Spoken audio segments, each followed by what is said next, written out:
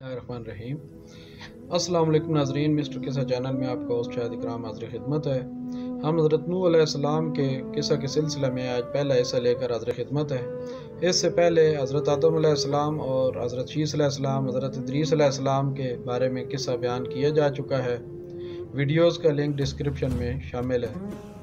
تو شروع کرتے ہیں حضرت نوح علیہ السلام کے شجرہ نسب سے۔ حضرت نوح علیہ السلام کا شجرہ نسب اس طرح سے ہے: نوح بن لامل بن متوشلح بن خنوخ حضرت ادریس علیہ السلام، بن برد بن مہلائل بن کینن بن انوش بن شیث بن آدم ابو البشر علیہ السلام۔ حضرت نوح علیہ السلام کی ولادت بسعادت حضرت آدم علیہ السلام کی وفات کے 126 سال کے بعد ہوئی، ایک روایت میں 146 سال کے بعد ہوئی۔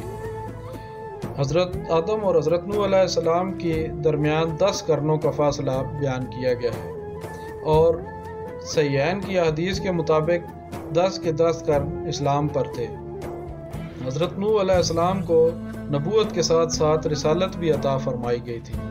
آپ اہل زمین کے پاس تشریف لانے والے پہلے رسول ہیں۔ جیسا کہ صحیحین کی احادیث کے مطابق قیامت کے دن لوگ آپ کو اول الرسل کہہ کر شفاعت کے لیے عرض کریں گے۔ اس بارے میں انشاءاللہ تفصیلی ویڈیو بنائی جائے گی۔ حضرت نوح علیہ السلام جس قوم کی طرف مبعوث ہوئے انہیں بنو راست کہا جاتا ہے۔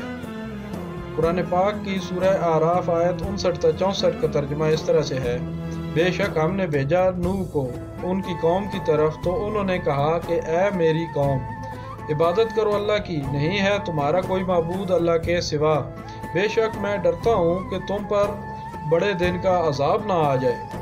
ان کی قوم کے سرداروں نے کہا اے نوح، ہم دیکھتے ہیں تمہیں کھلی گمراہی میں۔ آپ نے کہا اے میری قوم، مجھ میں نہیں ہے ذرا بھی گمراہی، بلکہ میں تو رسول ہوں سارے جہانوں کے پروردگار کی طرف سے بھیجا ہوا، پہنچاتا ہوں تمہیں پیغامات اپنے رب کے اور نصیحت کرتا ہوں تمہیں، اور میں جانتا ہوں اللہ کی طرف سے جو تم نہیں جانتے۔ کیا تم تعجب کرتے ہو اس پر کہ آئی تمہارے پاس نصیحت تمہارے رب کی طرف سے ایک آدمی کے ذریعے جو تم میں سے ہے، تاکہ وہ ڈرائے تمہیں غضب الہی سے، اور تاکہ تم پرہیزگار بن جاؤ، اور تاکہ تم پر رحم کیا جائے؟ پھر بھی انہوں نے جھٹلایا نوح کو، تو ہم نے نجات دی ان کو اور جو آپ کے ساتھ کشتی میں تھے، اور ہم نے غرق کر دیا ان بدبختوں کو جنہوں نے جھٹلایا ہماری آیتوں کو، بے شک وہ لوگ دل کے اندھے تھے۔ اسی طرح سورہ ہود، سورہ انبیاء، سورہ مومنون، سورہ شورا، سورہ عنکبوت، سورہ صافات، سورہ قمر، سورہ نوح اور بہت سی صورتوں میں حضرت نوح علیہ السلام اور ان کی قوم کا قصہ مذکور ہے۔ لوگ بت پرستی میں مبتلا کیسے ہوئے؟ امام بخاری رحمۃ اللہ علیہ نے روایت فرمایا ہے کہ حضرت آدم علیہ السلام اور حضرت نوح علیہ السلام کے درمیان 10 قرن ہیں جو تمام اسلام پر تھے۔ قرن سے مراد یا تو جماعت ہے، نسل ہے، یا پھر جو ہے گزشتہ کوئی مدت ہے، عرصہ ہے۔ اب اس کا علم اللہ تعالیٰ کے پاس ہی ہے۔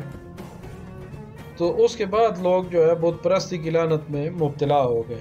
صحیح بخاری کی روایت کے مطابق سورہ نوح کی آیت نمبر 23 کی یہ تشریح بیان کی گئی ہے کہ حضرت ابن عباس رضی اللہ تعالیٰ عنہ فرماتے ہیں کہ سوا، یغوث، یعوق اور نصر، یہ 4 بتوں کے نام ہیں، حضرت نوح علیہ السلام کی قوم کے نیک لوگوں کے نام ہیں۔ جب یہ صالحین رحلت فرما گئے تو شیطان نے ان لوگوں کے دل میں وسوسہ اندازی کی کہ وہ ان کی مجالس اور بیٹھکوں کی جگہ پر پتھر کھڑے کر دیں اور ان پتھروں کو ان صالحین کے نام سے موسوم کر دیں۔ سو انہوں نے اول تو ایسے ہی کیا، لیکن جب وہ فوت ہو گئے تو ان پتھروں کے متعلق معلومات بہت ہی کم رہ گئیں، تو ان کی اولادوں نے انہی پتھروں کی پوجا شروع کر دی، جس سے بت پرستی شروع ہو گئی۔ حضرت عباس رضی اللہ تعالیٰ عنہ فرماتے ہیں کہ قوم نوح کے یہی بت بعد میں عرب لوگ بھی پوجنے لگ پڑے۔ حافظ ابن کثیر امام باقر رحمۃ اللہ علیہ کی روایت نقل کرتے ہیں کہ زمین پر سب سے پہلے جس شخص کا بت بنایا گیا تھا اس کا نام ود ہے۔ ود ایک بہت ہی نیک شخص تھا، وہ اپنی قوم میں نہایت ہی عقیدت و محبت کی نگاہ سے دیکھا جاتا تھا۔ جب ود نے رحلت فرمائی تو ان کے جو متعلقین تھے وہ ان کی قبر کے ارد گرد طواف کرتے ہوئے رونے پیٹنے لگ پڑے۔ تو ود کی قبر بابل میں تھی۔ جب ابلیس لعین نے یہ دیکھا تو اس نے سمجھا کہ موقع اچھا ہے، وہ لوگوں کے پاس چلا گیا اور کہا کہ آپ لوگ ان بزرگ سے اتنی زیادہ محبت کرتے ہیں؟ تو لوگوں نے کہا ہاں ہم ان سے بہت زیادہ محبت کرتے ہیں۔ تو شیطان نے ان کو کہا کہ میں ان کی شکل کا بت آپ کو بنا کے دے دیتا ہوں تاکہ یہ آپ کی یاد سے نہ بھولیں اور آپ ان کو یاد کیا کریں۔ تو ان لوگوں نے حامی بھر لی۔ اس طرح شیطان نے ان لوگوں کو ود کی تشبیہ میں ایک بت بنا کر دے دیا۔ وہ لوگ اس بت کے پاس اکٹھے ہوتے اور اس کی تعریفیں کرتے اور اس کی زندگی کے واقعات بیان کرتے۔ تو جب وہ پہلی نسل چلی گئی، اگلی نسل آ گئی اور عقیدت اسی طرح رہی، تو شیطان ان کے پاس آیا اور انہیں کہا کہ آپ لوگوں کو یہاں اکٹھے ہونا پڑتا ہے، کیوں نہ میں ہر گھر کے لیے ود کے ایک بت بنا دوں جو آپ لوگ اپنے گھروں میں رکھو اور اس کو یاد کیا کرو۔ تو لوگوں نے یہ بات بھی مان لی۔ تو شیطان نے وہاں جو لوگ موجود تھے حامی بھری جنہوں نے ان سب کو گھروں کے لیے بھی بت بنا کر دے دیے۔ تو اسی طرح جو ہے کرتے کرتے بعد کی نسلیں جو ہے انہوں نے ان بتوں کو سجدے کرنے شروع کر دیے اور مرادیں مانگنی شروع کر دی اور نسل انسانی میں بت پرستی شروع ہو گئی۔ یہ تو تھے حضرت نوح علیہ السلام کی بعثت سے پہلے کے چند واقعات کہ شیطان نے کس طرح آہستہ آہستہ درجہ بدرجہ لوگوں کو بت پرستی کی طرف مائل کر لیا۔ حضرت نوح علیہ السلام کو جب نبوت عطا ہوئی تو بت پرستی و شرک کی آگ بہت زیادہ پھیل چکی تھی۔ اللہ تعالیٰ نے نوح علیہ السلام کو حکم دیا کہ اللہ کے بندوں کو اس کی بندگی کی دعوت دیں اور انہیں بتائیں کہ اس کے سوا کوئی عبادت کے لائق نہیں ہے اور انہیں شرک و بت پرستی سے روک دیں۔ اللہ تعالیٰ نے جب نوح علیہ السلام کو مبعوث فرمایا تو انہوں نے اپنی قوم کے لوگوں کو اللہ تعالیٰ کی عبادت کی دعوت دی اور انہیں حکم دیا کہ اللہ تعالیٰ کے ساتھ کسی کو شریک نہ بناؤ اور اللہ کی عبادت کے ساتھ بتوں، مورتیوں اور طاغوت کی عبادت نہ کرو۔ آپ علیہ السلام نے مشرکین کو اسلوب بدل بدل کر دعوت دی، کبھی رات کی تاریکیوں کی طرف متوجہ کیا اور کبھی ان کو دن کی روشنی کی طرف توجہ دلائی تاکہ وہ اس نظام کو دیکھ کر اس اعلیٰ ہستی کا یقین کر لیں جو یہ تمام نظام چلانے والی ہے۔ کبھی خفیہ طریقہ استعمال کیا، کبھی اعلانیہ طریقہ استعمال کیا، لیکن تبلیغ کا کوئی خاطر خواہ نتیجہ نہ نکلا اور سوائے چند غریب لوگوں کے جنہیں وہ لوگ کمی کہتے تھے اس کے علاوہ کوئی بھی مسلمان نہ ہوا، کسی نے بھی ایمان نہ لایا۔